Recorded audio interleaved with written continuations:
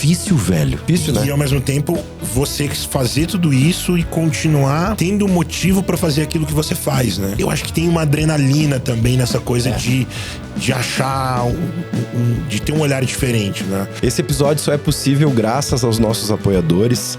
A Visia Óptica, a vida é feita de cuidados. Também o pessoal da GI, Gestão Inteligente de Investimentos.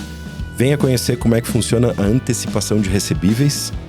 A Impulse, que está disponibilizando um diagnóstico de geração B2B no ambiente digital através aqui do link que está na descrição. E a gente conta também com o apoio da Cultivo, uma empresa que une a visão de estratégia e comunicação.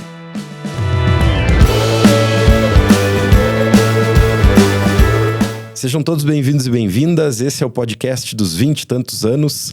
Nosso convidado de hoje é o André Lima. O André é CEO do Bloco, uma holding que controla as agências Batuca, Bumbo, a Tamborim Filmes, que é uma produtora, e a The Digital Drums. André, muito obrigado por estar aqui conosco hoje. Um prazer te receber. O que tu acrescentaria antes na tua bio aí do... Cara, não... Quem é o André? Pô, que loucura, né? Loucura. Primeiro, prazer estar com vocês aqui.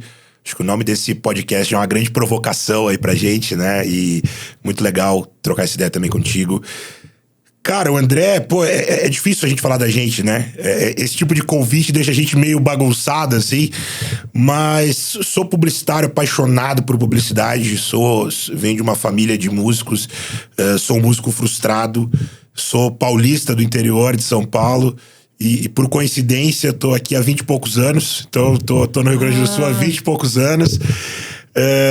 E é isso, cara. Acho que tem muita coisa, né? É muita coisa. A gente se sintetizar, assim, às vezes é muito difícil pra gente lembrar, assim, falar legal de tudo. Cara, o lance do nome dos 20 e tantos anos, eu tava perguntando se tinha referência da MTV.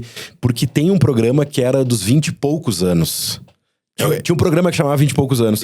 Que tem até a música que era do Fábio Júnior. Pode crer.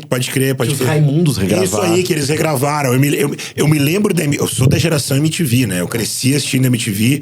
Vou te confessar que eu não lembro tanto do programa. Não lembro tanto do programa. Eu lembro muito do programa. Mas eu lembro da regravação do Raimundos, né? E foi naquela época que o Raimundos estava bombando. Teve o disco ao vivo. Isso aí. Explodiu na MTV. Isso aí. Legal demais. Só que daí os 20 e poucos anos, daí eu disse, não, é 20 e tantos. Porque daí é 20 pra mais. É 20 pra frente, então... Pra já olhar pra já não ser tão... Pra dar uma enganada, né? Não... Mas, cara, então faz 20 anos que tu tá aqui. Cara, 20 anos. 20 anos. Por que tu veio pra cá? Cara, eu vim pra cá numa coisa meio de família, assim. Meu pai já é falecido, a minha mãe, ela sempre trabalhou com vendas, trabalhou com exportação.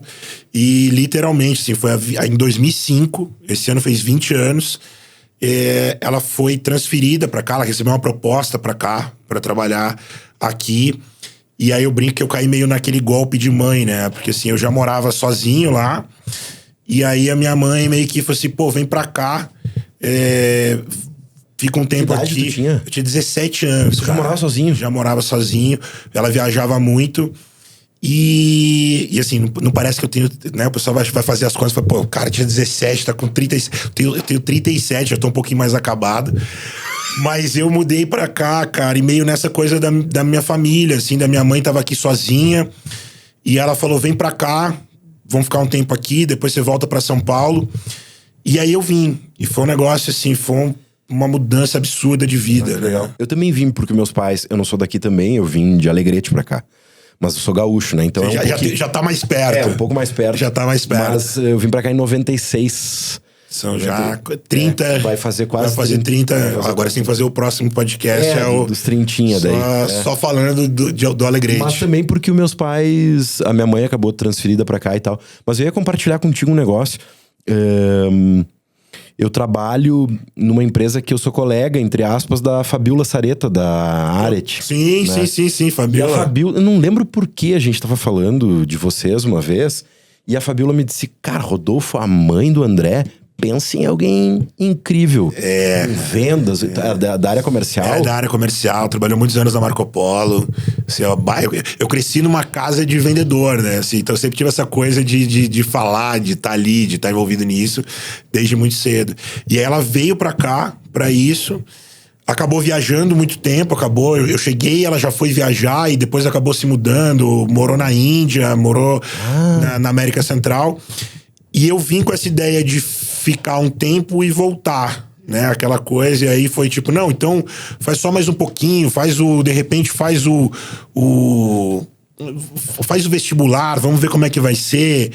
E aí eu fiz o vestibular meio naquela ideia de nem queria passar no vestibular, passei no vestibular, então faz um semestre. Mas tu já conhecia publicidade, assim? Cara, já conhecia. Eu sou aquela geração de publicitários que não se fabricam mais, assim, que cresceu assistindo TV, né? E aí eu tinha no Washington Oliveto um grande ídolo, porque eu ficava vendo, pô, esse cara... E eu tenho uma grande qualidade, mas que as pessoas enxergam como um grande defeito, que eu sou corintiano. Então o Washington participava de vários programas de esporte em São Paulo. E aquilo pra mim era uma coisa, tipo, cara, quem é esse cara? Quem é esse cara? É verdade, né? Ele sempre foi muito ligado ao esporte. Então, e eu entrei em agência de publicidade, cara, eu tinha 14 anos. A primeira agência que eu trabalhei... eu tinha feito um curso de web designer e aí eu fui trabalhar em agência pra ver o que era aquela coisa, tipo, sabe, moleque ainda e pra se descobrir. E eu podia ter sido programador. E a minha sorte foi que eu entrei numa agência de publicidade, assim, senão eu teria sido programador. Então, quando eu me mudei, eu já tinha mais ou menos uma ideia do que eu queria fazer, ou quase uma certeza, não, é isso que eu quero fazer. Então eu já cheguei muito nessa, quero cursar publicidade. Então há 20 e tantos anos atrás eu tava cursando publicidade, tava começando ali o curso de publicidade. Fiz na UX, aqui em Caxias do Sul. Que legal. Tu sabe que eu te ouvindo falar, assim, sobre o Washington, né? Eu lembro dessa época glamurosa da publicidade e tal. E talvez isso ajude muito a explicar muita coisa até hoje, assim, mas... eu ficava vidrado nessa coisa criativa e tal, porque é encantador, porque tem um ar artístico, assim, também. Mas, por exemplo, eu ficava alucinado de saber quem era o João Ciacco da Fiat. Que ele não era... Eu lembro de ler e-mail, mensagem e tal, e eu ficava muito intrigado de quem eram os caras... que estavam por trás. Que estavam no bastidor, assim. Eu brinco com o Márcios que... Cara, eu sabia da existência que o Márcios era o cara do marketing na Grendene. Eu queria saber quem era esse cara, que eu via falar, que não sei o quê.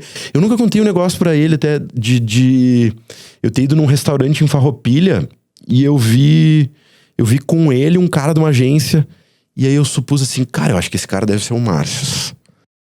Só pelo contexto, assim, porque eu tô em Farroupilha, esse cara é da agência tal, nananã. Aquele cara ali só pode ser o Márcios. Nunca contei pra ele isso. Mas eu tinha já tinha essa clareza, assim, do tipo... Quem é o cara que tá, né? Porque era uma época que eu acho que claro, né? A gente vai ser meio saudosista aqui, talvez. Mas que se tinha, talvez, menos informação... Isso fazia a gente até ter mais curiosidade de saber... Né? Assim, quem era a pessoa por trás daquela agência? Quem era a pessoa, o redator desse anúncio? Quem é o diretor de criação? Que são coisas que hoje já não tem mais, né? Assim, você já não tem mais esse olhar tão presente na publicidade, né? Isso mudou muito, assim, nos últimos 20 anos. Tem um cara que é um redator incrível, que eu não tô lembrando o nome dele agora, e que chegava a ter eu lembro que tinha, tipo, um canal no Instagram, assim... que tirava uma onda do tipo assim, quem escreveu não sei o que foi o fulano.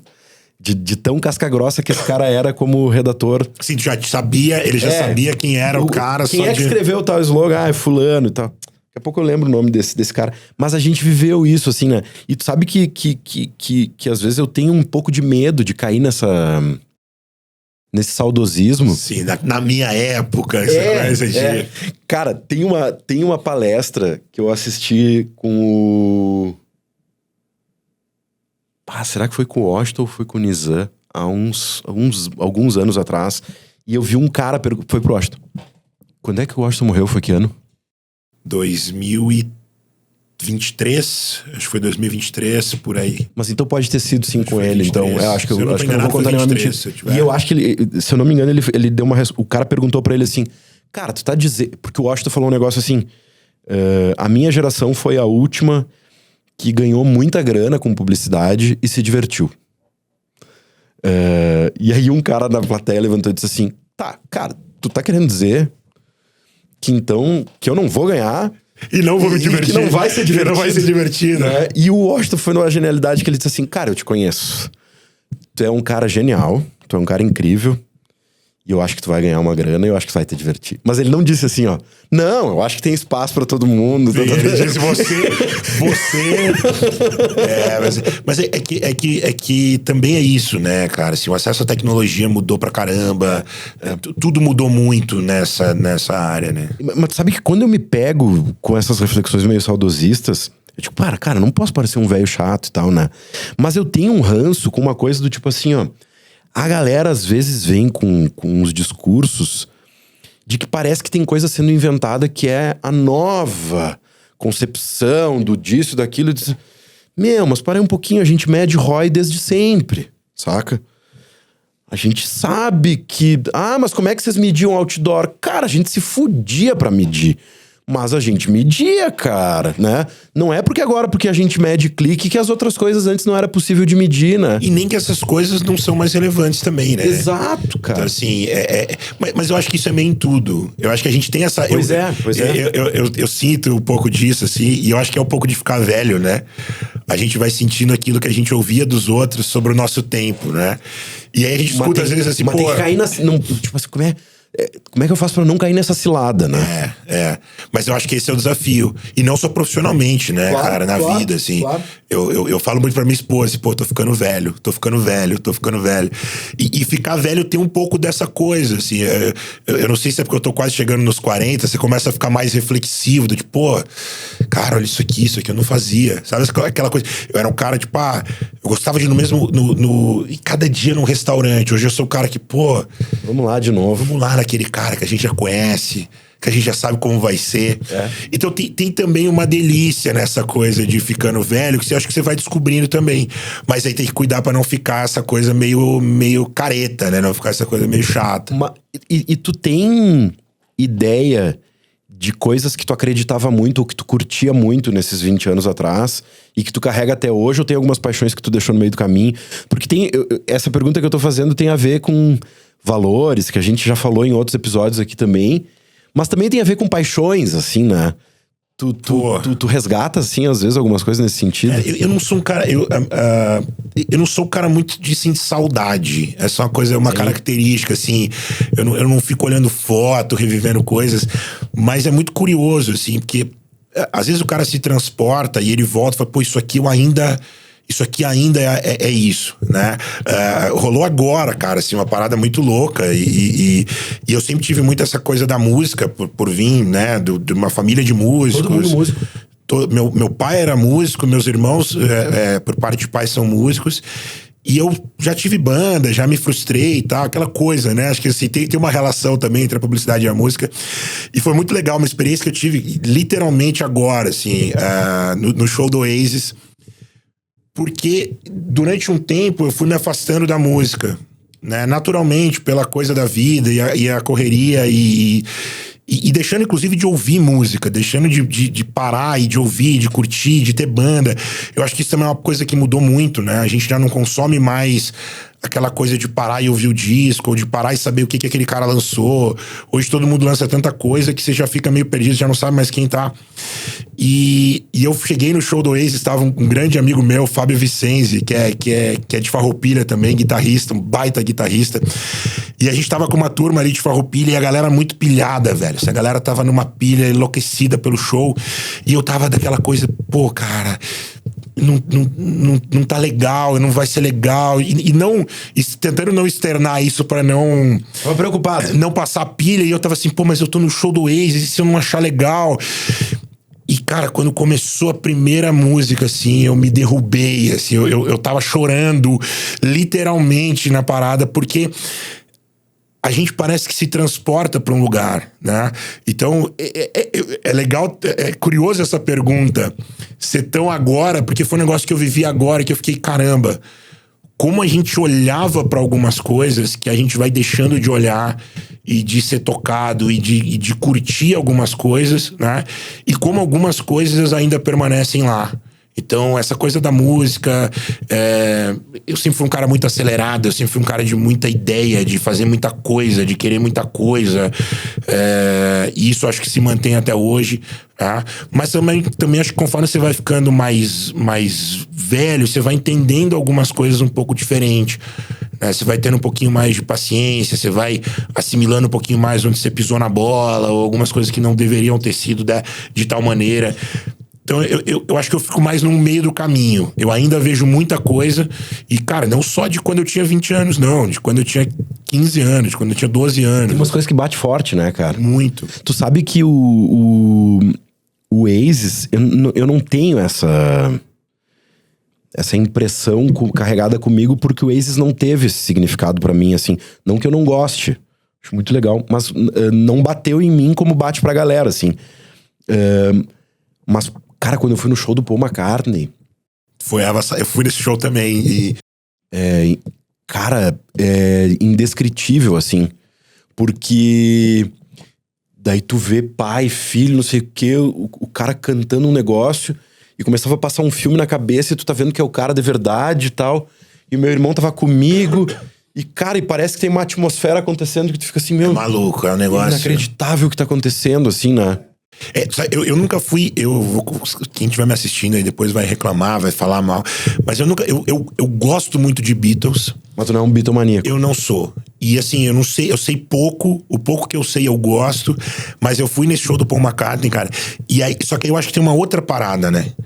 Eu acho que é você encontrar uma pessoa em qualquer área, fazendo algo num nível de excelência tão absurdo que aquilo transcende qualquer situação. Eu não gosto de Beatles, e assim, não gosto do estilo, eu não sou um grande fã. Sim. E eu tive a mesma sensação quando eu fui no show. Tu sabe que eu tenho exercitado de uma maneira consciente. Eu tenho tentado trazer de maneira consciente a influência dessas coisas que nos tocam da arte pro universo dos negócios, assim. Legal. Eu tento trazer isso de uma maneira... de não ser inconsciente, de ser consciente, sabe? E, cara, eu assisti o Get Back, que é o documentário dos Beatles lá e tal. Sim. E, cara, eu não acho que eu não sou um Beatlemaníaco, porque eu nem sei falar muito sobre a história dos Beatles com muita profundidade. Não sou um grande conhecedor do repertório e tal. Mas eu gosto desde sempre, assim. Então, mas ok. E tem um momento, assim, daquele documentário, porque tu assistiu esse documentário? Eu assisti. Não terminei de assistir, mas assisti alguns. Mas, cara, tem um negócio, um momento... Ele é visceral, né? Cara, tem ele um momento visceral. que é foda, assim. Pra mim é um negócio assustador, que é o seguinte: eles foram convidados pra fazer um especial, né? De ano. Isso aí. Tá, então, cara, olha que loucura. Toma aqui um galpão, desenhem aí o que vocês quiserem e tal, montem o repertório, daqui uns 60 dias a gente volta aqui e vê o que vocês inventaram pra gente gravar. E os caras tão naquela, não, vamos pra Grécia, vamos gravar não sei aonde, tão pirando, e passando 30 dias, 60 dias, não lembro quantos dias é no negócio, e não sai nada, né? E não tá saindo, eles não estão chegando no negócio. E no meio daquilo, o George Harrison meio que dá uma brigada, eu não sei se ele briga e volta, eu não me lembro exatamente. Mas tem um momento daquele negócio, desses vários ensaios e tal, que o Paul diz assim... Ele não diz assim, mas eu vou tentar... galera, não tá legal. Vocês sabem que não tá legal. Por que sempre eu tenho que ser o chato que diz que tá legal? Porque tu sabe que não tá legal. Ele até dá meio que uma... Pô, George... Eu não lembro se é o George, mas é meio isso. Pô, George, tu tá vendo que não tá legal. Por que sempre sou eu que tenho que levantar e dizer que não tá legal, mas todo mundo sabe que não tá legal? E aí eu tento trazer isso de maneira consciente. Cara, isso não rola nas empresas, cara. Pô, demais. Demais. Tipo assim, mas lá vem o cara que não sei o quê. Mas tem o cara que, tipo... Mas não sobra pra alguém ser o cara que... Pô, demais. E a gente vê muito, né? E aí tem um lance também que eu acho que é quando eu enfim, né? Lido com equipes todos os dias, faço parte de equipes, trabalho com equipes dentro das minhas empresas, equipes fora. E é muito legal quando você vê também isso. A diferença quando você tem pessoas trabalhando juntos e quando você tem um time. né? Porque talvez quando a gente chega num nível de excelência é quando o time tem essa capacidade de trazer isso à tona de uma maneira mais coletiva, de se cobrar de uma maneira positiva, de olhar pro outro e falar, cara, você não tá entregando o seu melhor, mas eu sei que você é muito bom nisso, você é muito foda nisso, e a gente podia... todo mundo tá aqui com o mesmo objetivo, né?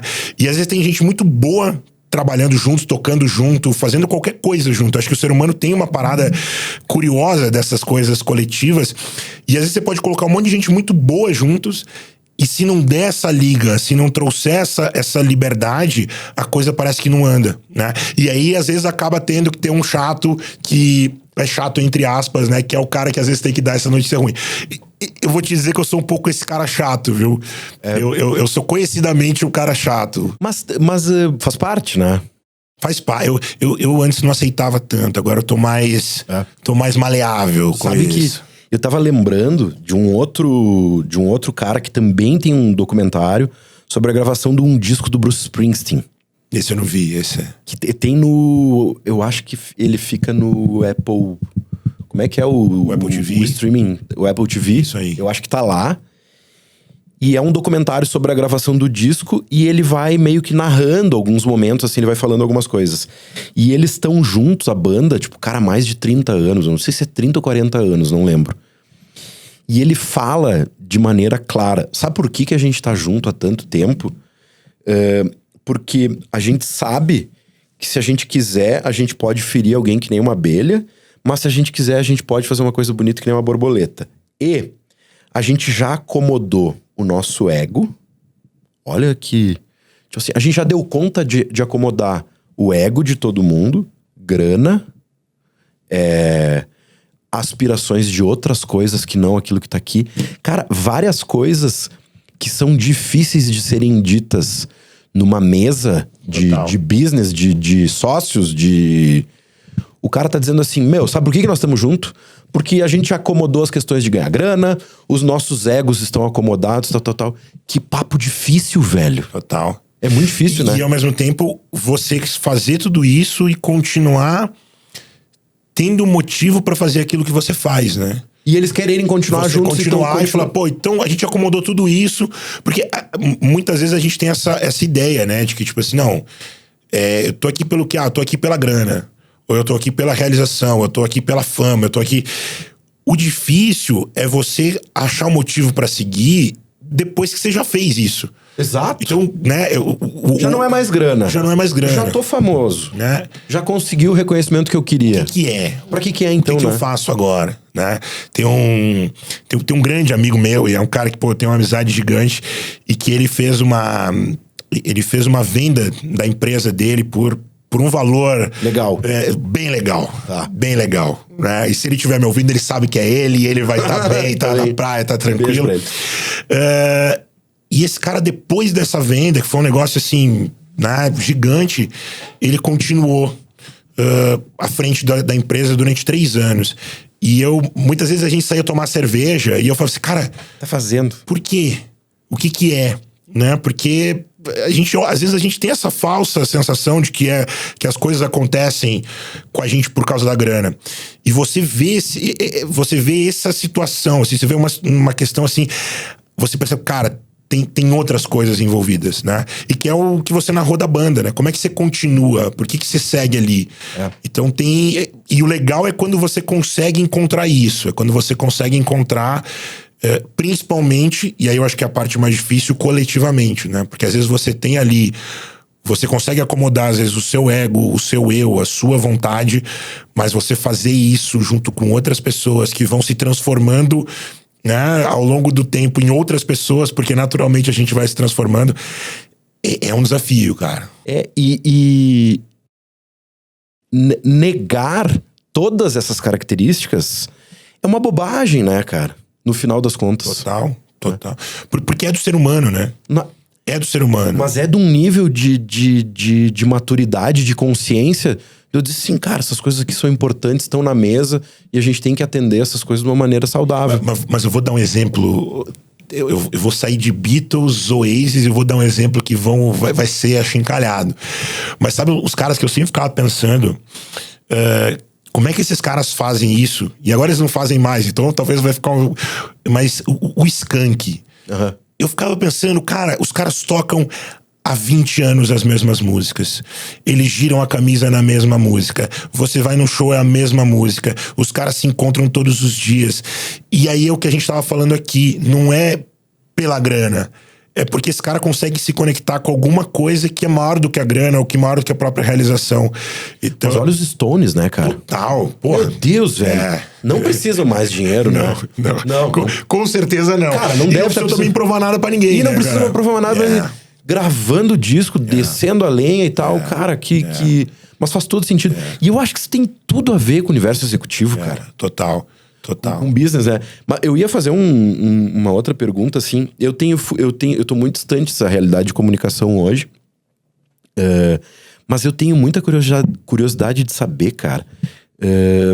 Porque nas empresas, de maneira geral, tem rolado uma dificuldade muito grande em criar significado com, entre aspas, as gerações mais novas, né? De criar significado para... dentro do universo da comunicação, teoricamente, a criatividade, a liberdade de estar envolvido com coisas criativas, ela por si só já seria uma resposta de uma maneira mais leve, né? Sim.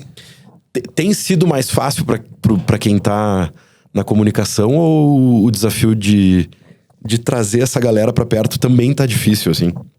Cara, eu acho que tá difícil, mas eu acho que não é nenhum lance geracional, assim. Eu acho que tudo ficou um pouco mais careta, à medida que tudo parece que precisa ter uma justificativa e uma certeza de coisas que muitas vezes... Talvez há 20 e tantos anos atrás, você não precisava ter tanta certeza e você tinha mais pessoas dispostas a fazer. Eu sinto que tem uma geração muito afim de fazer coisas diferentes em várias áreas, mas ao mesmo tempo o universo é tão mais vasto de possibilidades e de coisas, né, de oportunidades e que é muito mais difícil para as empresas no geral se tornarem ambientes... eu não vou nem dizer encantadores, mas assim, minimamente interessantes para as pessoas. Pô, eu quero estar aqui, né? A gente percebe essa mudança não só dentro do nosso ecossistema, mas dentro dos nossos clientes, dentro do mercado. Olhando para esse universo, a gente percebe que tem um... Sim, olhando para o mercado é uma realidade... Total. Para muita gente. Mas eu, às vezes, ficava pensando assim, tenho pensado assim, será que mesmo dentro da indústria criativa, essa galera também tá com a mesma ansiedade, com a mesma carência de criar senso de pertencimento e tudo mais? O desafio deve estar o mesmo, né? É que eu acho que a gente vive numa geração, Rodolfo, e aí da qual eu faço parte, né? Que a gente enxerga o mundo por uma janelinha do celular. E isso, por um lado, é maravilhoso, porque nos abre possibilidade de se encantar e se encontrar com coisas que a gente jamais, né, com artistas, com pintores, escritores, notícias, culturas diferentes, né? A gente vê o fenômeno do Tiny Desk no Brasil, que era uma coisa que assim... Só que ao mesmo tempo, isso gera uma janela de que aquele é o mundo. E o mundo é contado a partir das coisas positivas. O que gera para quem tá assistindo o mundo por aquela janela uma frustração muito grande. Então, eu consigo enxergar, talvez assim, eu cresci no universo de transição, né? Assim, talvez a gente foi a última geração, eu fiz parte da última geração que ouviu o barulhinho da internet de escada, que tinha que ligar de noite. E isso tinha uma coisa quase aventureira naquilo, né? Sim, gerava uma certa ansiedade, assim, de como é que vai ser. Então, a gente viu a internet se transformar naquilo que ela é hoje. Tem uma geração que tá vindo que ela vem com uma puta pressão social de que aquela vida seja a vida dela. E ao mesmo tempo você tá ali vendo um recorte, né? Pessoas narrando só o pior e o melhor dos seus empregos. Então a gente vê isso no LinkedIn, vê isso no Instagram. A gente vê coisas muito extremas. E aí eu acho que a grande frustração das pessoas é quando elas têm uma vida média. Porque parece que a vida média já não basta mais. Você precisa ter uma vida ou incrível, ou maravilhosa, ou você recebe cremes em casa e você tem um emprego dos sonhos e trabalha da praia, ou você não serve para aquilo. Então, eu acho que tem um fenômeno que as empresas estão vivendo, que ele é um fenômeno social, que repercute. Então, assim, você tem uma... E eu não acho que quando a gente fala de geração, não tem uma relação necessariamente com idade. Tem a ver com o zeitgeist do nosso mundo, do nosso tempo. Você pode ter pessoas muito novas que não fazem parte disso. Você pode ter pessoas mais velhas que fazem parte disso. Tu vai ver gente de mais idade que a gente ansiosa no celular. Total. Tanto quanto a galera mais nova. Total. Vai acontecer com todo mundo, né? Eu sou um cara que, assim, eu mutei... meu celular, ele tem 0 notificação pra eu conseguir minimamente... passar o dia. Eu tenho a mesma coisa. E mesmo assim eu tenho que lutar botando limite no tempo de umas coisas pra eu não olhar isso, não olhar aquilo. Eu acho que tanto pra essas gerações novas como pras nossas gerações, e eu acho que posso dizer, eu tenho 44, tu tem 37. Tamo ali perto. Né? Tem um desafio junto que é de lidar com todas essas coisas que tu estava falando e tentar construir um significado novo. E aí eu lembrei do que eu ia dizer. É de que todas essas ansiedades, elas estão sendo colocadas nas empresas para atender essas ansiedades. Total.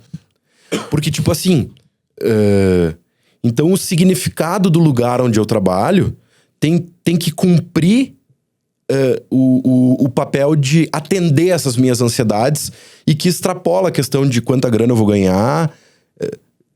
Tem que atender todas as outras ansiedades. Não todas não, é um exagero meu, mas... Mas acho que muitas. Eu te confesso que, assim, eu abri minha primeira empresa, eu tinha 19 anos. Né? Então foi ali nesse... Que era a Diga Comunicação. Falei, pô, isso aí já... E sabe que é um processo também curioso, né? Assim, quando a gente é gestor, é empresário, ou qualquer tipo de liderança, eu acho que a gente tem num primeiro anseio essa coisa de tentar entregar justamente isso. A gente quer entregar porque é natural que as pessoas nos cobrem isso, né? É aquela coisa assim, sempre pode ser melhor. E no final é verdade, né? Claro. Uma empresa, um ecossistema, ele é um espaço vivo, então ele sempre pode ser melhor. Mas muitas vezes o próprio líder se frustra nesse processo por não conseguir atender as expectativas. Eu te confesso que no começo, assim, dessa jornada, eu tinha muito essa ideia de que o trabalho era não só a coisa mais importante, mas o lugar mais importante. E tanto que isso se tornou, inclusive, meu sobrenome durante muito tempo. O André da Batuca. E aí chegou uma hora que eu me dei conta de como isso era estranho, efetivamente, no sentido de que, obviamente, o trabalho é importante. Obviamente, é uma parte fundamental da nossa realização, ou pelo menos da minha realização. Acho que tem pessoas que conseguem lidar de uma maneira talvez muito mais leve, muito mais saudável com o trabalho do que eu lido. Mas eu consigo hoje enxergar que o trabalho é muito mais um meio para as coisas importantes se viabilizarem do que necessariamente essa realização. E eu acho que isso também é um processo de descoberta. Eu te confesso que eu me via muito e fui muito tempo essa pessoa de que, tipo, não, cara, toda a energia vital tá ali no trabalho. E isso é muito perigoso, né? Porque o ambiente profissional, ele tem coisas que você não consegue controlar. Não. E tem coisas que dependem de você, mas tem coisas que não dependem de você.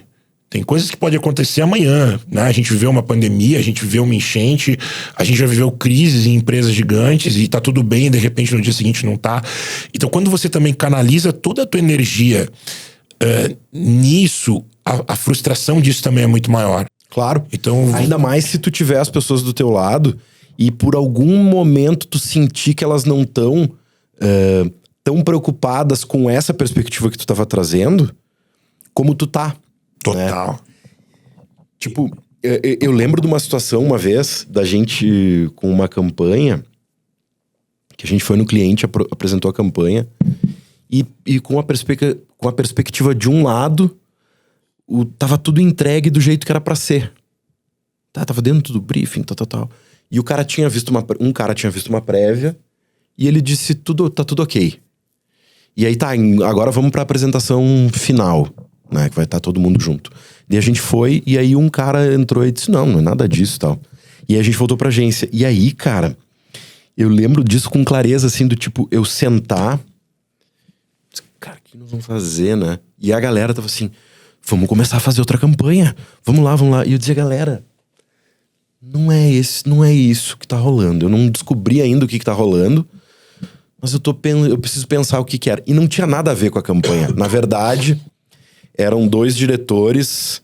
Tipo, ficou bom pra ti? Então eu vou dizer que não ficou. Então eu vou dizer que não ficou, porque eu sei que foi tu que trouxe até aqui. Acontece. E eu demorei.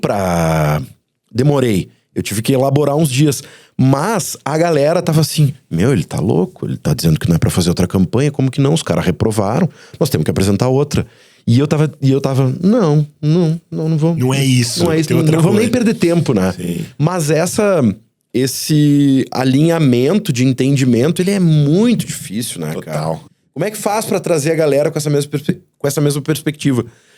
Naturalmente, algumas pessoas do teu lado são mais maduras, mais...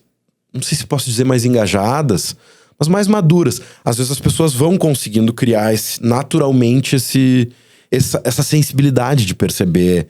É que a publicidade, de maneira geral, né, Rodolfo, assim, ela é um grande lidar com frustração. Muito, né? E tem um lance que é complexo, assim, se você parar pra pensar, a ideia estava dentro de você, né? E não como um dom divino, mas você produziu aquilo com uma energia de pensamento. Então aquilo foi produzido pela sua mente de alguma maneira e ela ganha vida no mundo. Então tem um senso paternal, tem uma parte de você ali, por mais que você não queira, né? E eu já vivi muito isso, cara, assim, de ter... Eu venho da redação, né? Muito puxado por essa escola de redação publicitária. E várias vezes, cara, assim, eu já escrevi textos que eu julgava serem incríveis e que o cliente leu e falou, pô, que droga isso aqui. E a sensação daquilo é muito frustrante, né? Eu acho que o que vai mudando é que você vai entendendo que aquela não é a sua última chance. Sim. Entende? Eu acho que se você aprende a perder... Ou você aprende a escolher que briga você quer ganhar, que briga você quer lutar, o que vale a pena. Você começa também a cadenciar um pouco mais o jogo, no sentido de tipo... cara, o que eu quero levar disso aqui? Né? E isso é até um exercício que a gente faz muito na agência, do tipo... Tá, mas disso tudo que a gente tá apresentando, o que é o que a gente quer brigar? O que vale a pena? O que é o grande cerne, né? E às vezes você perde, mesmo nessa grande coisa que você quer defender, às vezes você vai passar por um apuro ali e você vai ter que lidar. Cara, tem uma entrevista maravilhosa do Celso Loduca com a Marília Gabriela.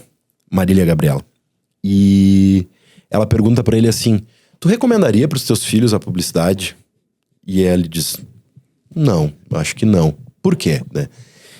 Porque vai se frustrar e tal. E ela entra no papo e diz, é que tem o seguinte na publicidade, se tu não entender que o não é uma rejeição a ti, de tu entender que o não é uma parte do processo, como, cara, tu vai ter que aprender a lidar com o não de um jeito que se tu não entender, tu enlouquece. E que às vezes, com o passar do tempo, você também começa a entender aquele não como uma puta oportunidade. A gente já passou várias vezes, da gente ir lá apresentar um negócio que a gente falou, putz, é isso aqui.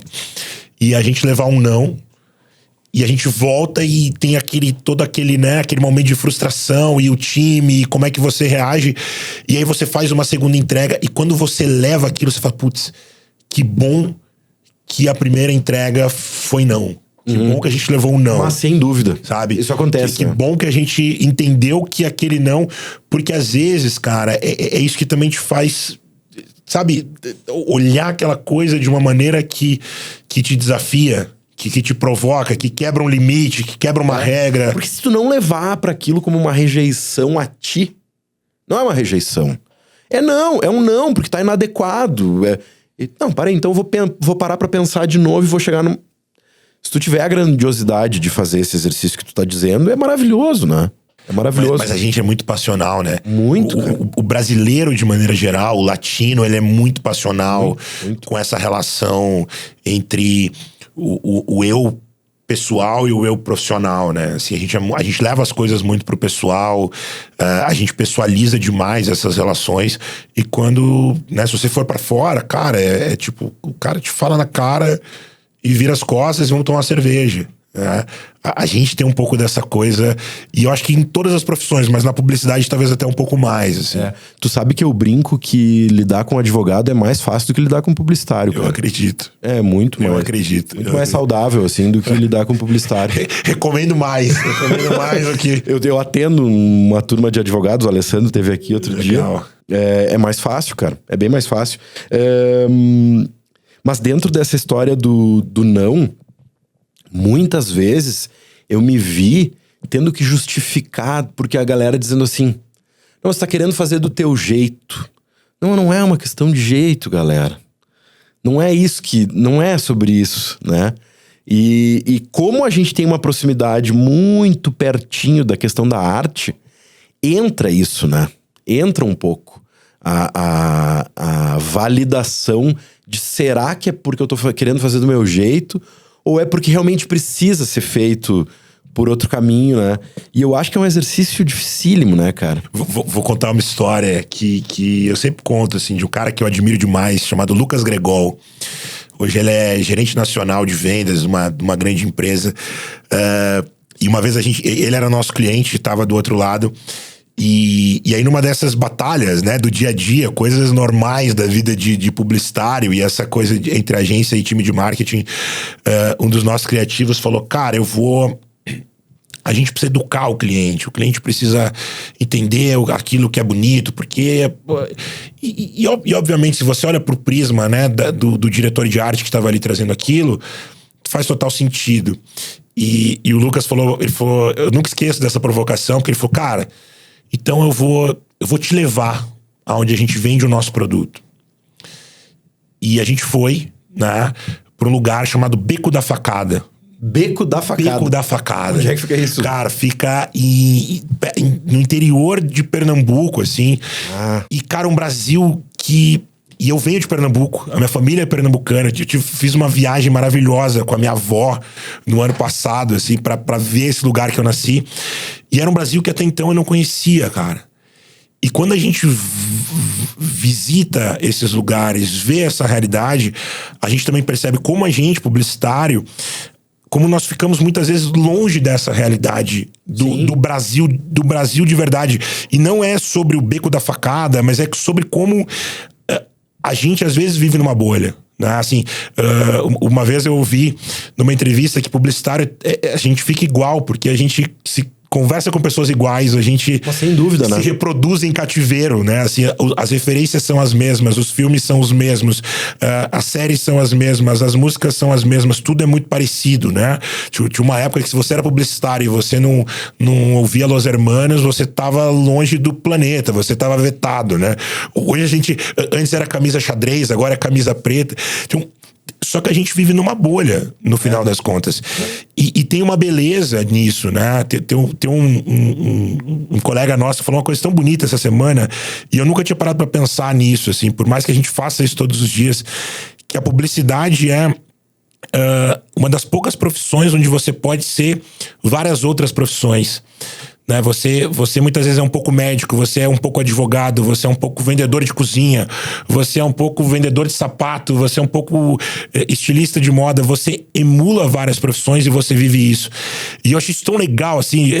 Claro que é, né? Quando eu ouvi, né, o Matheus, que trabalha com a gente lá trazendo isso, eu fiquei, cara, que é uma profissão também muito diferente, né? Porque se a gente parar pra pensar, e aí de novo tem uma relação com a arte... talvez um ator, uma atriz consegue fazer isso, viver vários personagens, mas são poucas profissões que permitem que a gente viva tantas coisas realidades diferentes, muito diferentes, tantos universos diferentes. E tu sabe que eu me dei conta do como a gente é privilegiado nesse sentido, assim, porque à medida que tu surfa essas diferentes realidades, às vezes elas se encaixam perfeitamente como uma referência legal para uma outra empresa, mas para aquela outra talvez não seja, né? Então, à medida que a gente vai surfando essas coisas, a gente vai ampliando o repertório e o vocabulário de um jeito que muitas vezes as pessoas, tipo assim... Porque hoje, hoje o meu universo é de planejamento. Eu tô completamente focado em estratégia, né? Legal. Eu vou dizer que, graças a Deus, eu saí do universo da comunicação. Cara, a minha vida é mais saudável hoje. Se tiver mais uns 80 minutos aí, talvez eu fale sobre isso depois. Mas é difícil explicar, porque assim... Eu passo hoje por situações que são completamente distantes do mercado de comunicação, efetivamente, mas elas me permitem eu ter feito uma conexão do que, mas naquela empresa de bebidas eu vi isso, e aí a gente pensou mais assim, mais assado. Então aquela solução tem tudo a ver com o problema que a gente tá passando para essa outra empresa aqui. E gera uma incredulidade, assim, né? Porque, tipo... Cara, como é que pode, às vezes, um cara que veio do marketing, da comunicação... achar uma solução para um uma negócio coisa... que diz respeito a um produto, enfim. Isso. Mas eu acho que tem a ver com o cacuete do pra onde tu tá olhando. Porque se eu tô lá... E aí, eu acho que meio natural, assim, eu acabar tendo enveredado por esse caminho. Porque eu sempre tava olhando. Tipo assim, legal, a gente apresentou a campanha, mas deixa eu ver o que tá acontecendo lá atrás pra gente ter chegado nessa campanha. Deixa eu ver o que tá acontecendo mais aqui, mais ali. E de ir tentando entender essas coisas que estavam meio no... O Márcio Calage, uma vez, falou isso. Ele disse, cara, eu me dei conta de que quanto mais pra dentro do problema eu vou indo, mais eu vou ficando próximo de encontrar a solução, né? Mas é muito louco que à medida que tu te dispõe a fazer isso... Tu fica vendo muitos problemas diferentes, muito diferentes uns dos outros, você né? vai ficando meio obcecado pelo problema, né? Você vai mergulhando e você vai entendendo, você vai assim, cara, eu preciso resolver isso, tem que ter uma solução. Eu passo um pouco por isso, assim. E eu, como sou um cara um pouco intenso, muitas vezes eu me pego, às vezes até, tipo, não, cara, a gente vai achar uma solução. E o cliente, não, relaxa, André, tá tudo bem. Isso nem é um problema. Não, mas tem que ter uma solução. Porque a gente vai ficando um pouco... Eu acho que tem uma adrenalina também nessa coisa de achar, de ter um olhar diferente, né? Você falou dessa coisa das experiências. Eu trabalhei com o Márcio na Grendene, né? Até hoje a gente atende a Grendene. E uma das coisas que eu me lembro, assim, quando a gente fez a primeira convenção, e as pessoas falam, cara, depois que você faz uma convenção da Grendene, você nunca mais vê convenção da mesma maneira. E isso deve fazer 13 anos. E até hoje eu tenho... Da época que eu atendia diretamente ali, vivendo isso, essa memória, esse repertório de como isso acontece, né? A gente trabalhou muitos anos, por exemplo, com um restaurante. Trabalhamos quando a Croaçonho nasceu no Rio Grande do Sul. Tá. A gente atendia a Croaçonho e, porra, foi um dos trabalhos mais legais, assim. E não só em termos de entrega, mas em termos de relação que aquilo se criou. E a gente falou um pouco de time, né? Era um time que jogava muito junto, de cliente, agência, e todo mundo ali se respeitava pra caramba e se ouvia pra caramba. E a gente fazia muita visita em restaurante. Nas lojas da Croaçonho. E em lojas da Croaçonho e em outras lojas. Concorrentes também. Então tinha vezes que a gente ia pra São Paulo, cara, e eu fazia 5 refeições no dia. Nossa, por isso que eu fiquei desse tamanho também, isso me ajudou. Mas você vai criando um cacuete de começar a entender como que esse restaurante funciona. Então, coisas que... Até hoje a minha esposa, ela fica brava comigo, porque eu chego no restaurante e eu falo assim, cara, o que é o melhor aqui? E é uma coisa que eu aprendi visitando o restaurante para testar o restaurante, claro, para enxergar como esse restaurante atendia, o que o cara ia te falar, qual era o melhor prato, como que ele vendia esse melhor prato. E a gente ia com essa ideia, era tipo assim, cara, vamos testar a experiência ao máximo. E eu faço isso até hoje. Eu chego às vezes no restaurante e falo assim, cara, diz pro cara fazer o que ele quiser. E tipo assim, cara, como assim o que ele quiser? Não, o que ele quiser, eu quero comer o que ele quiser. O melhor prato do que ele faz. E a minha esposa fala, tá, mas e se ele serviu o pior? Porque tá lá, cara, eu vou comer o pior e eu vou curtir isso aqui. Mas são coisas que eu fui, entre aspas, eu não sei se aprendendo é a palavra, mas me viciando por causa da publicidade, entendeu? De fazer essas coisas, porque daí você começa... Então, hoje, por exemplo, eu acho que eu nunca mais consegui num restaurante com olhos ingênuos, Sabe? Eu sempre fico prestando atenção, tá? Pô, olha só, o cara reclamou, o cara não sei o quê, o cara se mexeu assim, o cara se mexeu, sabe? Que é isso que tu comentou. É um repertório que você vai criando de coisas que você foi vivendo, né? De ficar com o observatório o tempo todo... Todo o tempo. Ligado, né? O primeiro episódio do Mad Men... Pô. Cara, é muito foda aquilo, né? Um convite, cara. Eu vou largar uma ideia pra ti. Eu tenho uma ideia de que... Tu tá ligado? Porque tinha aquele podcast do Potter que eles faziam de assistir um episódio do The West Wing. Legal. E eles ficavam comentando o episódio. Ao vivo. Não ao vivo. A tarefa era assim, assiste o episódio... E depois vem... E aí a gente se reúne e nós vamos comentar o episódio. Mas fazendo relações com as coisas que aconteceram naquele episódio, com o que tá acontecendo agora e tal. E é simplesmente do cacete. Legal. Só que eles pararam de fazer porque um dos caras morreu, né? O Magro Lima, né? Que eu acho Sim, que é o Magro... que fazia com ele, sim. Ah, não quero tá matando ninguém aqui, né? Mas eu acho que é o cara que faleceu. Mas eu acho que alguém tinha que fazer isso com o Mad Men. Não, tem muita série foda, né, cara? Mas tem o primeiro episódio do Mad Men, tem um momento que o Don Draper entra num... Ele tá num... Não é um restaurante, porque parece um bar, meio pub e tal. E ele tá fazendo uma campanha de... Ele tá com a missão ali de fazer uma campanha de cigarro. E aí o garçom chega e ele pergunta pro garçom: por que tu fuma cigarro? E ele é um cigarro que não é o cigarro premium. Sim. É o cigarro... secundário ali. É, uma Pepsi, assim, né? Então ele pressupõe que a galera descolada e elitizada que tá naquele lugar fuma um determinado cigarro, então o garçom deve fumar um outro. E ele estabelece um diálogo ali com o cara. E dali sai um insight pra ele fazer uma campanha que ele vai ganhar aquela conta de cigarro, mas tem tudo a ver isso, né? O tempo todo, né? Mas o Mad Men merece um... Fazer uma... Pode ser. Fazer uma versão comentada, né? Cara... Mas eu acho que tem o publicitário, ele acaba tendo esse olhar observador e crítico também pra tudo. E aí, talvez voltando, né, no que tu comentou sobre a própria questão geracional, eu acho que a gente já era crítico, velho. Sempre, né? A gente sempre foi crítico. Assim, porque, de certa forma, essas coisas também foram um pouco criadas por nós. Esses encantamentos foram criados por nós. Então a gente também é aquele tipo de gente que, pô, não acredita em qualquer coisa, ou não compra qualquer coisa, ou tipo assim, você tá querendo me vender, né? Eu às vezes fico muito nessa, assim, cara... O cara me liga lá pra, sei lá, vender um imóvel, ou falar alguma coisa. Pô, esse cara tá aplicando um discurso que eu incentivo os caras a fazerem do outro lado, né? E eu vou cair. E às vezes a gente cai, isso que é o mais maluco. Mas você não consegue não observar o mundo. Eu acho que você acaba tendo... Você se obriga a ser um observador 24 horas por dia. Né? Assim, tudo vira uma referência pra alguma coisa. E inevitavelmente, né? Porque depois que tu escolheu ficar com essa antena parabólica ligada pra ficar fazendo essas coisas, não, você não consegue. Se torna uma coisa involuntária, né? Eu comecei a criar já há algum tempo, assim, o hábito de anotar. Então eu anoto tudo. Às vezes eu tô no meio de uma conversa e a pessoa falou um negócio e aquilo me deu uma ideia. E eu me mando e-mails. É uma característica, assim, minha forma de se organizar, porque eu tinha muita dificuldade, aí eu percebi que eu começava a anotar e anotava tudo em um monte de lugar. E aí hoje eu me mando e-mails. E aí eu consegui criar, tipo assim, eu hackeei pra eu, em 3 cliques, já conseguir mandar um e-mail pra mim. E eu mando um e-mail só com uma frase.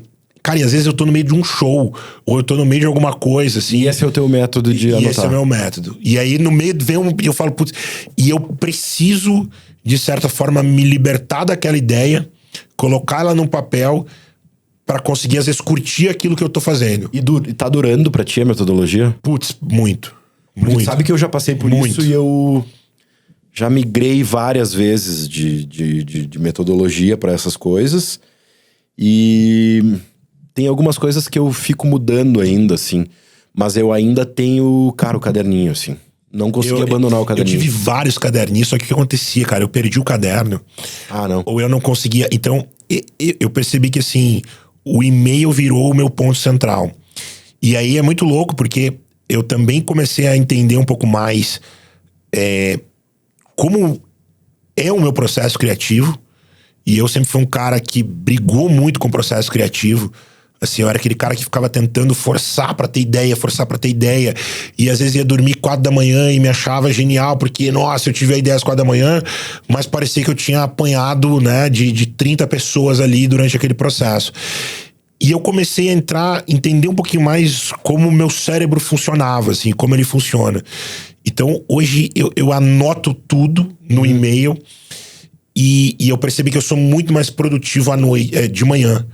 E que à noite eu sou uma pessoa... Descarrega. Eu descarrego. Então, de manhã eu acordo 5 da manhã e começo a escrever, mas assim, eu respondo às vezes 40 e-mails alucinadamente num flow mental, e aí vou trabalhar. Mas é uma coisa que eu também eu acho que eu não fui mudando tanto de processo. Eu fui adaptando o processo à medida que eu fui...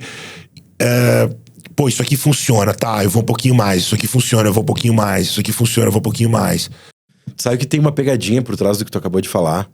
Que tipo assim, tu disse assim, eu acordo às 5 da manhã, respondo um monte de e-mail e aí eu vou trabalhar. E tu tava trabalhando, né? Total. Que loucura, né? Tipo, tem duas coisas que às vezes eu me pego assim, tive que responder um monte de e-mail, agora eu vou trabalhar. Tá, erro 1, né? Eu já tava, né? Tava trabalhando, cara. Eu já tava. Meu Deus, cara, hoje eu fiz só reunião, não trabalhei o dia inteiro. Não, cara. Eu tava ali. Eu tava trabalhando. O trabalho é a reunião. É isso. É dureza isso, né? Eu ia fazer um resgate. Nós temos... Eu acho que dá pra considerar um pouquinho mais, porque a gente parou umas 2 vezes, né? Pra gente ficar dentro do tempo, assim. Mas eu ia fazer um resgate pra todo mundo que veio aqui, eu dei uma explicação assim de, cara, de alguma forma tu foi importante dentro desses últimos 20 anos. Nós já fomos concorrentes, né? Já fomos Podemos concorrentes, dizer isso, né, cara? Fomos concorrentes. E talvez em algum momento nem tão amigos, assim. A gente Não, pois é. Mas é porque eu acho que a publicidade também tem isso, assim. Mas cara. eu queria te contar uma coisa sobre isso, assim. Porque a gente nunca conversou sobre isso. A minha vida como empreendedor, ela se deu no momento que eu resolvi sair da Criare, porque eu era coordenador de marketing da Criare até 2010. Resolvi abrir o meu próprio negócio. Eu demorei 1 ano pra isso. E, cara, eu lembro claramente, quando eu decidi abrir, eu saí com um discurso dizendo assim, muito inspirado em 2 pessoas, que uma delas é a Patrícia Bech. Tomara que chegue na Patrícia isso um dia. A Patrícia era planejamento na 10 propaganda. E a Patrícia saiu da 10 e ela foi me visitar na época da Criare. Ela me disse assim, Rodolfo, tô montando um negócio que vai ser um birô de estratégia. Legal. E à medida que chegam os projetos pra gente, eu vou montar o time criativo à medida que as demandas acontecerem. Mas eu não tenho um time de criativo. Meu negócio é fazer planejamento. E eu disse, cara, demorou um tempo e tal. Eu acho que também quero fazer isso. Porque eu curto essa ideia, tal. Saí, montei a Berro. Depois de um tempo a gente montou a Berro e tal. Mas a Berro nasceu com essa ideia de, cara, você é um birô de estratégia, vou conectar algumas pessoas e tal, à medida que os projetos precisarem. O mercado não entendeu essa ideia dessa forma naquela época. O mercado me dizia, quem é a tua equipe de criativos? E eu dizia, não sei. Qual é o teu sobrenome, né? Quem é o teu time? Quantas pessoas você tem? Quantas pessoas tu tem e tal. E eu acho que isso hoje tá pacificado, assim, não rola mais isso. Mas teve algum momento, eu não vou saber dizer quando, que eu tive a clareza de dizer assim, cara, que legal ter um concorrente como a Batuca, porque a Batuca tá ocupando um espaço que é de um viés criativo, super criativo e publicitário, e te ouvindo falar, eu disse, cara, tudo a ver, né, velho? Com isso lá na essência. E o meu basquete é claramente outro, que tem mais relação com alguém que sempre foi da área do marketing, que tá no back dessas histórias todas, né? Eu não sei dizer em que momento isso ficou claro pra mim, mas eu lembro que eu tive algum momento da minha trajetória de dizer assim, cara, que bom ter essa perspectiva. Existe um mercado pra cá, existe um mercado pra lá. E aí, em 2019, eu disse pra mim mesmo, cara, por que eu abandonei a ideia original? De fazer aquilo que eu achava que era o... Sim. Que era a essência do que eu deveria fazer e tal. E aí tá sendo do caralho. Tá sendo muito massa. E a gente tem até feito projetos juntos, né? Sim, isso é muito louco, né? Mas é que eu acho que, assim, primeiro... publicitários, ao mesmo tempo que a gente, né, falou que são muito parecidos, a gente se conecta muito pouco. E isso eu percebo, assim, que é muito diferente de outras profissões. Você vê advogados trocando ideia, você vê chefes de cozinha. Tem um amigão... O Paulo Guellen, que esteve aqui, ele disse assim, cara, que ambiente competitivo de vocês, de vocês sabem que é importante colaborar pra ser criativo, mas vocês fazem muita competição. Muita. E é fato, né? Muita. E fica um viés também, isso que tu comentou, da própria agência, ela não ter um discurso tão claro do que ela quer ser. Eu acho que assim como vocês viveram isso, a gente viveu isso muito tempo. E a gente tentou, surfar uma onda do digital, surfar... E levou um tempo pra gente também entender que, tipo, não, cara, a Batuca é isso aqui. E isso foi libertador. Eu acho que, inclusive, as outras gera uma empresas... ansiedade, né, cara? Mas é porque você quer ser tudo. E a agência de publicidade é um troço maluco, assim, porque você pode chegar e contratar uma agência de publicidade que ela pode ser incrível e ela não funcionar pro teu negócio. Porque você estava precisando de algo estratégico e você foi buscar algo super criativo. Ou você estava precisando de uma puta execução e você foi buscar um outro perfil. Por mais que estejamos em 2026, ainda existe muita diferença de entendimento do que se tu tá precisando de uma estratégia de marketing ou se tu tá precisando de uma estratégia de comunicação. Total. É muito louco que a gente esteja em 2026 e muito empresário bem esclarecido, bem resolvido, às vezes não entenda isso, né? E que às vezes mistura, né? Mas é que eu acho que são essas coisas que vão entrando numa confusão tão grande. Que a gente já não sabe mais... E de certa forma a gente se relaciona tanto com marca, Rodolfo, na vida, assim... Que eu acho que a gente acaba tendo um pouquinho dessa coisa do arquiteto ou do cozinheiro, né? Que a gente acha que sabe fazer. Porque a gente é impactado por uma porrada de marca todo dia. Claro. Então você fica com aquela sensação de, eu sei que isso é bom, eu sei que isso é ruim, ou eu vou julgar isso, ou eu vou achincalhar isso. Eu sempre tento olhar isso de um viés diferente. Muitas vezes chega o pessoal e fala assim, cara, o que você achou desse trabalho? O que você achou disso aqui? E é muito difícil você avaliar sem ter o ponto de vista de o que foi pedido. Mas total, né, cara? Então total. Tem uma confusão muito grande e as próprias agências querendo entregar tudo em todo lugar ao mesmo tempo, né? Eu tenho uma história maravilhosa pra contar sobre isso, que eu às vezes usava em aula na época que eu dava aula, que é do seguinte, um cara me chamou numa empresa e disse assim, Rodolfo, precisa uma reunião. O CEO da empresa lá me chamou e disse, cara, eu preciso que tu quebre um galho pra gente, cara. Vai ter uma semana Cipate aí. E eu precisaria que vocês fizessem uma faixa, cara, pra gente colocar lá na entrada da fábrica, tal, semana Cipate, tal, informação, não sei o que, não sei o que, não sei o que. E aí eu, cacuete, né? Tá, mas por que escolheram esse tema? Fui dando profundidade, o cara me deu todas as informações do tipo, por que tinha sido aquele tema, o que tinha a ver com aquilo, tal. Eles conseguem apresentar? Consigo. Daí a gente voltou pra casa. Cara, voltei com um raciocínio do porquê que aquilo era importante, então um conceito de uma comunicação, tralalá. O cara olhou pra mim e disse assim, Rodolfo, maravilhoso tudo, cara. Adorei, faz todo sentido. Mas o próximo slide ali é o da faixa que eu pedi? E tu tinha tudo e só não tinha... E a gente tinha esquecido de fazer a faixa, cara. E acontece. Cara, daí... Eu disse, cara, ele... maravilhoso, Rodolfo. Mas manda alguém dar uns pulos lá e fazer a faixa. Eu só queria a faixa. Mas ele aceitou todo o resto. Sim. Mas a gente tinha esquecido da faixa. Mas você não acha que a gente... E nesse caso, o cara aceitou todo o resto e a gente não perdeu a grandiosidade da entrega. Mas às vezes a gente não consegue fazer isso, que é tipo, faz o melhor prato que tu gosta aí no restaurante. E o cara vem e faz... Às vezes a gente... Não, que perigo... Não, manda ele escolher de novo lá e tal. É um perigo isso, mas às vezes a gente cai nessas ciladas assim, né? Demais. E eu não sei se você passa por isso, assim, mas se você percebe isso de alguma maneira, mas eu sinto que muitas vezes, e é um perigo, a gente, às vezes, na própria agência se questiona e se cobra, porque é óbvio que a gente pensou naquilo. Porque esse é o nosso trabalho, a gente é pago pra pensar, a gente tá ali pensando naquilo, e como a gente tava falando até agora há pouco, a gente pensa tanto naquilo que muitas vezes a gente quer explicar tanto pro cliente que acaba cansando. Então, assim, às vezes na agência a gente chegava assim, chega até hoje, pô, cara, isso aqui tá maravilhoso, mas assim, será que precisa de 200 slides pra gente contar essa história? E eu ouvi isso de uma cliente uma vez e foi maravilhoso, porque era super espirituosa e falou com carinho gigante.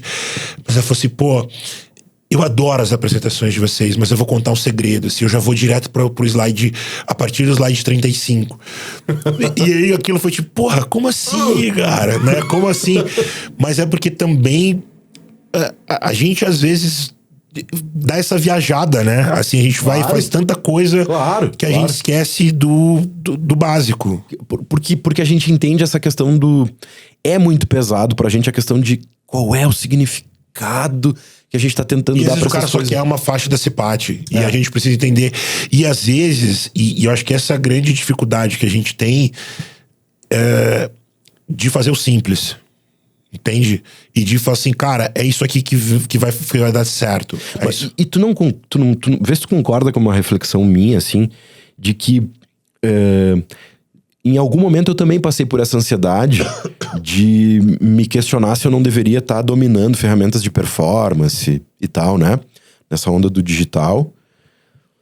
E lá pelas tantas eu me dar conta de eu dizer assim, cara, não, bicho, eu acho que quanto mais clareza a gente tem da resposta do que é mais importante ser dito, né? Com a perspectiva de ideia, né? De solução de problema de verdade.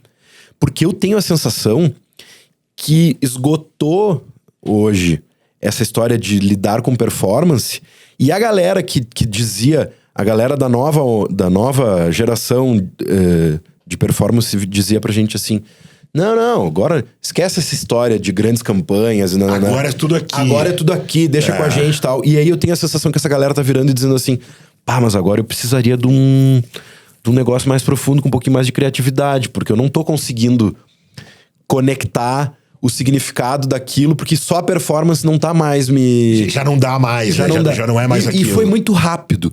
Porque saiu disso, foi pra essa coisa da performance e já voltou pra construção pesada do significado, né? Sim. Mas é que eu acho que sempre tem uma nova coisa, né? A publicidade, ela tem um pouco disso, assim. Ela tem ela tem a rede social, que é essa rede social, e você tem que estar naquela rede social, e aí depois não é mais aquela rede social, é aquela outra rede social, e aí depois tem o jeito certo de escrever o copy, e aí tem o jeito certo, que é o jeito mais certo de você escrever o copy. Agora a gente tá vivendo a era da inteligência artificial, e aí, assim, tem o jeito de pedir pra inteligência artificial, e tem o cara que pede pra inteligência artificial, que pede pra outra inteligência artificial. Tem muita regra, né? E aí é muito curioso, porque no final das contas, cara, é gente se conectando com gente. Entender esta essência continua sendo fundamental, total, né? Você tem lá do outro lado, independente do que for, você tem um outro ser humano. O Thiago Matos falou que a internet vai morrer, né? Do jeito que a gente conhece, ela vai morrer. Porque se a gente tá num universo de rede social aonde os conteúdos estão sendo produzidos por inteligência artificial, e as pessoas estão começando a colocar a inteligência artificial pra interagir com os conteúdos gerados por inteligência artificial, vai chegar um momento que nós vamos ficar olhando pras redes sociais dizendo assim, os robozinhos estão assistindo. Nós estamos aqui assistindo as coisas serem interagidas ali. E é muito louco isso, porque outro dia eu fiquei pensando assim, cara, eu não sei, mas eu acho que não é muito futuro, acho que já tá meio rolando isso. Já tá rolando. Já tá rolando valendo isso, cara. Já tá rolando. E a gente não percebe porque a gente tá dentro da ilha, né? É aquela máxima assim, você não enxerga a ilha enquanto você tá na ilha. Então você já vê, cara, isso... e cada vez mais, né? Vai ser isso. O que também é curioso, porque eu acho que de alguma forma a gente vai achar um jeito de voltar pra uma essência, entendeu? Eu acho que talvez isso vire... Tem um lado um pouco catastrófico e assustador de a gente olhar e pensar, caramba, a gente tá bem perto do fim do mundo, né? Tem aquele vídeo das duas inteligências artificiais conversando, quando elas se descobrem, não sei se tu viu isso, que uma liga pra outra pra marcar a consulta. Eu vi isso aí, cara. E elas começam a falar numa outra parada. Tá, tu é uma inteligência artificial? Sou. Então vamos falar em código pra agilizar? Vamos. Meu chapéu. Isso é assustador, cara. Só que isso é agora, né? Já tá... É agora, tá rolando, não é né? amanhã, é agora. Então, a gente tá também vivendo agora talvez o teu podcast do 40 e tantos anos vai ser um negócio maluco. Talvez nem vai ser a gente, vai ser uma inteligência artificial emulando a gente cara, aqui. Tu não vai acreditar num negócio que aconteceu que foi assim. O Rodrigo Valério, da Aurora, que teve aqui. Meu amigaço. Nosso brother. Ele produziu um conteúdo com inteligência artificial, tá ligado? Que ele fez esse áudio. Sim. E ele mandou pra mim, né? E ele disse, e aí, o que tu achou? E eu disse, cara, que loucura, né, velho? Tu fez com IA. E ele disse, tu já reparou? Eu disse, não, cara, eu percebi. Mandei pra minha esposa. E era um conteúdo de aproveite o dia, não sei o quê. E a Renata disse assim, que legal, né? Porque a gente tem que aproveitar o dia, porque isso, que aquilo, que não sei o quê. Eu disse, mas Preta, tu não percebeu nada. Eu não percebeu o quê? Não, isso foi feito por uma inteligência. São robôs falando ali. E tu não percebeu? Ela, não, mas isso não importa. Porque E ela voltou a falar do conteúdo. Eu disse, não, Renata, ouve o que eu tô te dizendo. Isso não existe. Esse conteúdo não existiu, né? Do jeito que a gente conhece. Isso não te impressiona? E ela, não, me impressiona. Mas daí ela voltou a falar do conteúdo. Eu disse, cara, sensibilizou ela. Tocou ela. Sim. Né? E aí, eu mandei pra uma galera. Mandei pro Cauê tal, e o Cauê disse, que legal esse conteúdo e tal. Eu disse, Cauê, tu também não percebeu que é uma IA? Ele, não. E daí ele disse, anota aí, 2 de maio, não lembro que dia foi. O dia que eu parei de perceber... Que é uma inteligência artificial. Que é uma inteligência artificial. Cara, e esse é o dia que a gente tá vivendo toda hora, né? Toda hora. E a gente já não sabe mais, assim. A gente já não consegue mais decifrar.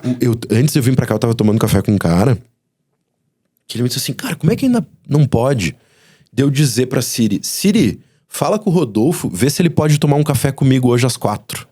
E faz todo sentido, né? Porque daqui a pouco o robozinho poderia chamar o Rodolfo no Whats, perguntar se podia tomar um café às 4, dizer sim, não, talvez tá marcado, vai ser em tal lugar.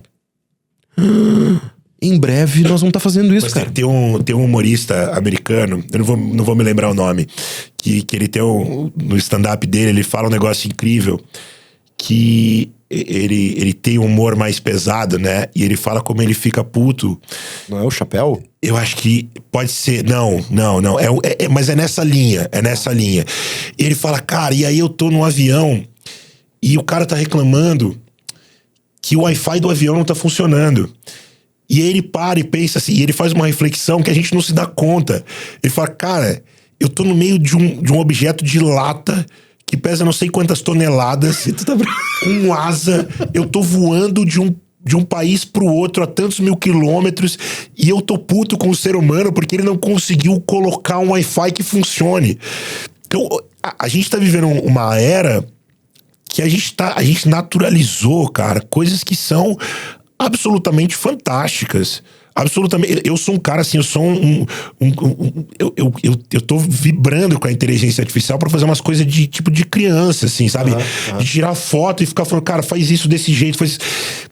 E isso é fantástico, mas a gente tá vivendo também um lugar onde isso é normal, né? E a gente olha e fala, pô, isso aqui... mas olha só, isso aqui... Como que a Siri ainda não faz isso? Né? Mas, cara, mas olha só, existe a Siri... E amanhã ela vai estar fazendo isso por você.